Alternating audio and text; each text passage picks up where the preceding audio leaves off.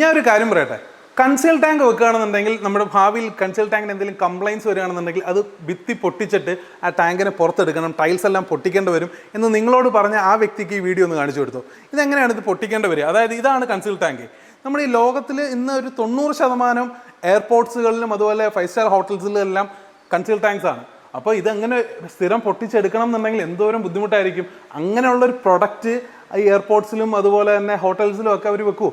അതായത് ഈ conceal tank കാണുന്നത്, ഇത് ഫൈബറിലാണ് കൺസീൽ ടാങ്ക്. നമുക്ക് എന്തെങ്കിലും കംപ്ലയിൻസ് വരികയാണെന്നുണ്ടെങ്കിൽ നമ്മൾ ഈ കാണുന്ന പാർട്ടിനെ ഈ കാണുന്ന പോലെ അഴിച്ചെടുക്കുകയാണ്. അഴിച്ചെടുത്തിട്ട് നമുക്ക് എന്ത് ചെയ്യാം, ഇതിൻ്റെ ഉള്ളിലെ എൻ്റെ ഫിറ്റിങ്സ് നമുക്ക് പുറത്തെടുത്തിട്ട് അതിനെ റിപ്പയർ ചെയ്തിട്ടാണ് നമ്മൾ തിരിച്ചിടുക. ഒരിക്കലും നമ്മൾ ഭിത്തിയിൽ നിന്ന് ഈ ടാങ്കിനെ പുറത്തെടുക്കേണ്ട ആവശ്യം വരുന്നില്ല. ഈ ടാങ്ക് എന്ന് പറയുന്നത് HDP മെറ്റീരിയൽ അല്ലെങ്കിൽ പോളിപ്രോപ്പിലിൻ മെറ്റീരിയലൊക്കെയാണ് നിർമ്മിക്കുന്നത്. നല്ല ബ്രാൻഡുകളൊക്കെ ഇത് എത്ര വർഷം, അതായത് ഇതിന് 30-50 വർഷം ഇതിനകത്ത് ഒരു പ്രശ്നമില്ലാതിരുന്നുള്ളൂ.